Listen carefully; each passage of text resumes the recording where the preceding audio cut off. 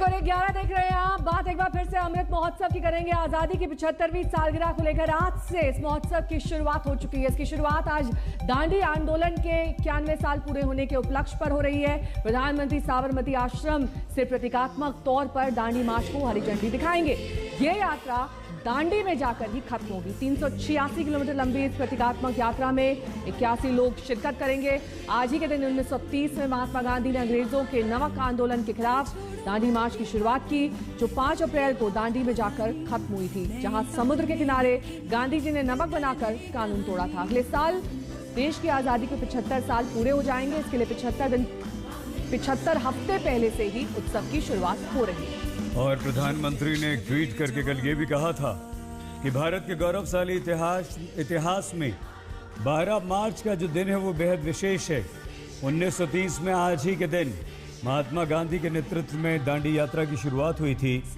आज़ादी की 75वीं वर्षगांठ को समर्पित आज़ादी का अमृत महोत्सव साबरमती आश्रम से इस समय शुरू हो रहा है। साबरमती आश्रम से एक पदयात्रा को बस अब से कुछ ही देर में प्रधानमंत्री नरेंद्र मोदी हरी झंडी दिखाएंगे, जो यहां से दांडी तक जाएगी। तो नंदीग्राम में आज एक और हाई वोल्टेज हलचल का दिन है। आज शुभेंदु अधिकारी नंदीग्राम से पर्चा भरने की तैयारी कर चुके हैं। और पर्चा भरने से पहले शुभेंदु अधिकारी ने मंदिर मंदिर जाकर पूजा अर्चना की, भगवान का आशीर्वाद लिया।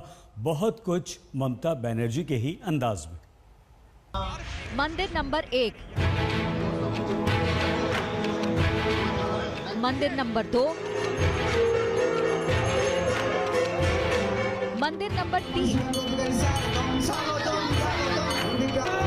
मंदिर नंबर 4।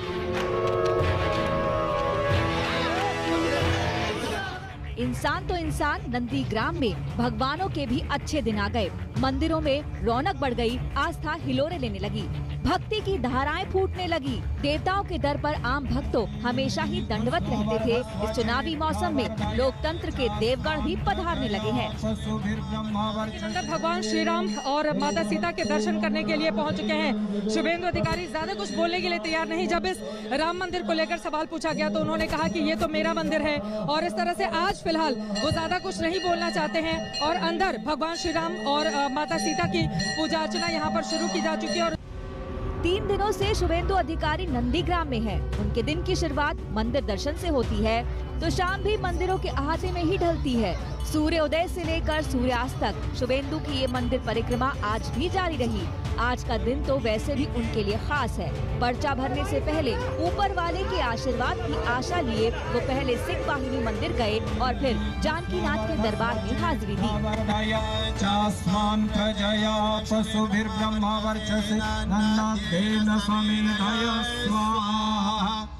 शुभेंदु अधिकारी जो हम देख रहे हैं कि दुर्गा का आशीर्वाद लेकर इस वक्त नॉमिनेशन के लिए जा रहे हैं, जबकि ममता बनर्जी को हमने देखा कि शिव का आशीर्वाद लेकर वो नॉमिनेशन फाइल करने गई।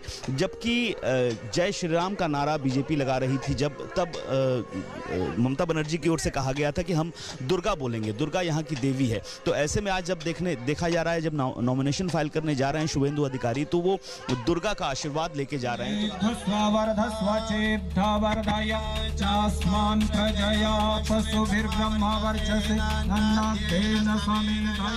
बंगाल के चुनावी यज्ञ में भक्ति की शक्ति सबको समझ आ रही है। आज शुभेंदु अधिकारी मंदिर मंदिर चक्कर लगा रही हैं। 2 दिन पहले ममता बनर्जी नंदीग्राम के तमाम मंदिरों में मत्था टेकती दिखाई दी थी।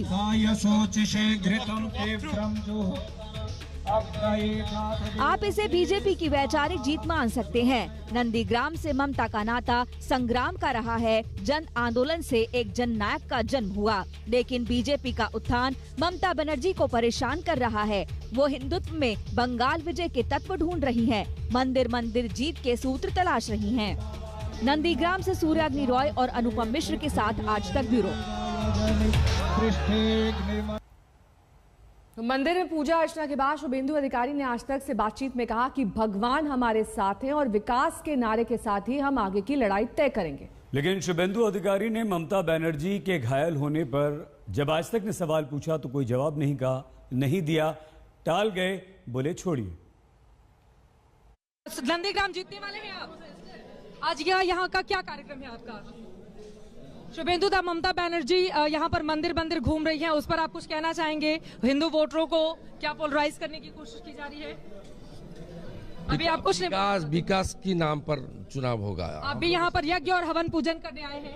आप भी यहाँ पर यज्ञ? मेरा मंदिर है। ये आपका मंदिर है। नंदीग्राम किसका होगा? हाँ, नंदीग्राम किसका होगा? दीदी को चोट लगा, दीदी बोला कि लोगों ने हमला किया, आपको लगता है ये बात? छोड़ी देखिए, शुभेंदु अधिकारी अभी इस पूरे मामले पर नहीं बोलना चाहते हैं। चोट पर क्योंकि बीजेपी की शुरुआती जो प्रतिक्रिया आई थी उसके बाद बीजेपी अब थोड़ा बच कर बोलती हुई नजर आ रही है, लेकिन अंदर भगवान श्री राम और माता सीता के दर्शन करने के लिए पहुंच चुके हैं। शुभेंदु अधिकारी ज्यादा कुछ बोलने के लिए तैयार नहीं। जब इस राम मंदिर को लेकर सवाल पूछा गया तो उन्होंने कहा कि ये तो मेरा मंदिर है, और इस तरह से आज फिलहाल वो ज्यादा कुछ नहीं बोलना चाहते हैं। और अंदर भगवान श्री राम और माता सीता की पूजा अर्चना यहाँ पर शुरू की जा चुकी है, और उसके बाद यज्ञ पूजन का कार्यक्रम होगा। शुभेंदु अधिकारी के इस रोड शो में 3 केंद्रीय मंत्री शिरकत करने जा रहे हैं। केंद्रीय मंत्री धर्मेंद्र प्रधान से हमने बीजेपी की चुनावी रणनीति पर बात की, सुनिए। धर्मेंद्र जी, आप यहाँ पर हैं, आप कई बार आ चुके हैं एक्चुअली बंगाल, तो ये पहली बार तो आप आ नहीं रहे हैं। तो आपको जो पीएम जो कहते हैं ना कि आशोल परिवर्तन होगा यहाँ पर, उसका माहौल नजर आ रहा है? बिल्कुल, मैं कई बार इन दिनों में बंगाल की विभिन्न इलाका में गया हूँ, विशेष करके मिदनापुर इलाका में। ये उड़ीसा की निकटस्थ इलाका है, और मैं यहाँ हमारी रिफाइनरी भी है। पिछले महीना यहाँ माननीय प्रधानमंत्री जी का बड़ा भव्य प्रोग्राम भी हुआ था, मैं तब कुछ दिन रहा था। हमें कोई संदेह नहीं है, जब मई महीने में बंगाल की नतीजा आएगा, ये अप्रत्याशित होगा, असल परिवर्तन की प्रतिफलन होगा। बंगाल को सोनार बंगाल बनाने के लिए बंगाल की जनता के मन में आ गई है। उनकी माध्यम वो ढूंढते हैं, प्रधानमंत्री जी की दृष्टि, प्रधानमंत्री जी के नेतृत्व और भारतीय जनता पार्टी की यहाँ की राज्य सरकार बनाना। इसमें कोई संदेह नहीं, बड़ा परिवर्तन होने की ओर हम जा रहे हैं, और नंदीग्राम उसकी एक प्रमुख केंद्र होगा। तो नंदीग्राम में आप कह रहे हैं कि शुभेंदु अधिकारी ही जीत कर आएंगे? कोई संदेह नहीं है, शुभेंदु अधिकारी एक अच्छे मतों से यहाँ जीतेंगे। जनाधार वाला नेतृत्व है, हमें कोई संदेह नहीं, रत्ती भर भी संदेह नहीं है। शुभेंदु अधिकारी एक बहुत बड़े मार्जिन से यहाँ जीतेंगे। उनके सामने कोई हल्का कैंडिडेट तो है नहीं? बिल्कुल, देखो राजनीति में इसी प्रदेश में अनेक बुद्धदेव बाबू सिटिंग मुख्यमंत्री हारे थे। इस प्रदेश की स्वभाव में ऐसे ही है, अनेक जगह में ये होती है। प्रजातंत्र में कोई हल्का किसी को भी हम नहीं लेते हैं, लेकिन जनता जब मन बना लेती है उसके सामने कुछ नहीं है। पर नंदीग्राम में आप क्यों मान रहे हो कि इतनी आसानी से ममता बनर्जी को हराया जा सकता है? यहीं से उनके आंदोलन की शुरुआत हुई थी। यहाँ से उन्होंने जब पिच किया 2 दिन पहले, नॉमिनेशन से पहले के दिन अपने वर्कर्स मीटिंग में, एक बहुत ही इमोशनल पिच किया, कहा कि मैं आपके साथ खड़ी थी, मैंने आपके लिए मार खाया, तो मैं ही तो आपके साथ रहूंगी। देखिए, मैं नंदीग्राम तब भी आया था। भारतीय जनता पार्टी की प्रतिनिधि मंडल में माननीय आडवाणी जी और आदरणीय पूर्व स्वर्गीय सुषमा स्वराज जी, हम सभी उन्हीं के नेतृत्व में आए थे। लड़ाई तो मोर्चे पे शुभेंदु ही लड़ रहे थे, दीदी तो कलकत्ता में थी। किसके कंधे पे दीदी यहाँ का लड़ाई लड़ी थी? शुभेंदु की जान आधार पे लड़ी थी। इसलिए उसमें उसके तो आज तो भारतीय जनता पार्टी साथ में है। ये कोई व्यक्तिगत लड़ाई तो किसी की थी नहीं। यहाँ की जनता की आकांक्षा, अपेक्षा शुभेंदु की नेतृत्व ही यहाँ लड़ा गया था। इसमें से दीदी कुछ भी कहे, दीदी के अपने मत है, लेकिन यहाँ की जनता उस विषय को समझती है। केंद्रीय मंत्री धर्मेंद्र प्रधान को सुन रहे थे आप, जो कि उन चेहरों में से शामिल हैं जो आज शुभेंदु अधिकारी का समर्थन करने के लिए वहां पर पहुंचे हैं। शुभेंदु अधिकारी अब से कुछ देर बाद हल्दिया पहुंचेंगे, वहां रोड शो करेंगे। अनुपम मिश्रा हमारे संवाददाता तमाम जानकारी के साथ हमारे साथ जुड़ गए हैं। अनुपम, कहां तक पहुंचे हैं शुभेंदु? कितनी देर में हल्दिया में उनका कार्यक्रम, उनका रोड शो शुरू होने वाला है? जी देखिए, शुभेंदु अधिकारी फिलहाल मंजूश्री मोड़ पर जो कार्यक्रम रखा गया है, नॉमिनेशन से पहले जो रैली होगी उस स्थल पर पहुंचे हैं। मंच पर अभी भाषण दे रहे हैं, और यहाँ पर कार्यकर्ताओं का जमावड़ा भी हम देख रहे हैं। ये मंजूश्री मोड़ है, यहाँ से लगभग 1 से 1.5 किलोमीटर होगा जहाँ नॉमिनेशन सेंटर है, SDO ऑफिस है। और ममता बनर्जी ने भी इसी जगह से रैली की थी नॉमिनेशन के लिए से पहले, और शुभेंदु अधिकारी की रैली भी यहीं से शुरू होगी, जहाँ पर 3 केंद्रीय मंत्री हाजिर रहेंगे। और इस दौरान जो हम देख रहे हैं कि शुभेंदु अधिकारी मंच पर भाषण दे रहे हैं, धर्मेंद्र प्रधान पहुंच चुके हैं, और इंतजार हो रहा है स्मृति ईरानी और बाबुल सुप्रियो का। तो जैसे ही ये तीनों आते हैं 11 से 11:30 कुछ लोगों को संबोधित कर रहे हैं, क्या कुछ कह रहे हैं अपने वो इस भाषण में?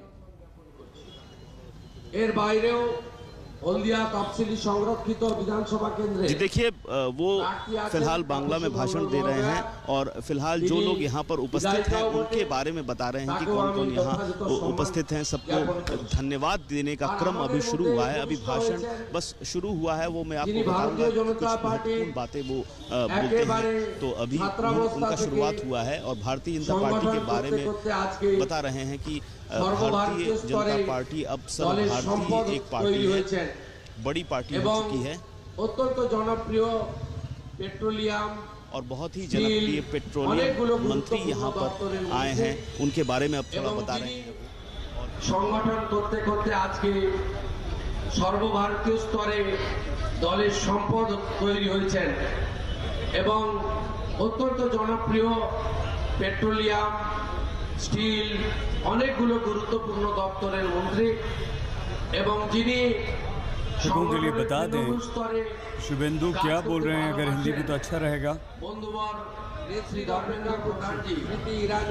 हम लोग अब सिर्फ एक नेत्री का इंतजार कर रहे हैं, स्मृति ईरानी का। वो सिर्फ एक नेत्री नहीं है, राहुल गांधी को पराजित करने वाली नेता हैं।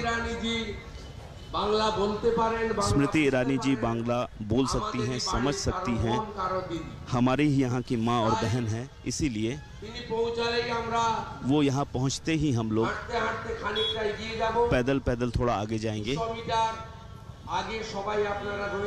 200 मीटर आगे आप लोग रहेंगे। प्रार्थी और मैं 2 लोग भीतर जाकर नॉमिनेशन देंगे।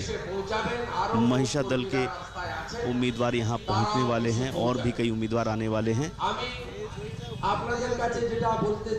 मैं जो आपसे बताना चाहता हूँ वो ये, नंदीग्राम विधानसभा केंद्र में भारतीय जनता पार्टी ने मुझे उम्मीदवार बनाया है और मैं दल की ओर से आज मनोनयन पत्र दाखिल कर रहा हूँ। आप लोग निश्चित तौर पर जानते हैं नंदीग्राम सिर्फ एक विधानसभा केंद्र नहीं है। नंदीग्राम के साथ बंगाल के 11 साल का परिवर्तन जुड़ा हुआ है। आपको पता है कि जबरन जमीन अधिग्रहण के मामले में नंदीग्राम की भूमिका, उस दौरान 40 लोगों ने आत्म बलिदान दिया। आज के द्वितीय स्वाधीनता युद्ध 11 साले जीतिएছিলেন एवं अनेक स्वप्न द्वितीय। और इसी के साथ यहाँ रुकेंगे छोटे से ब्रेक के लिए। फौरन होंगे हाजिर कुछ और खबरों के साथ। देखते रहिए आज तक।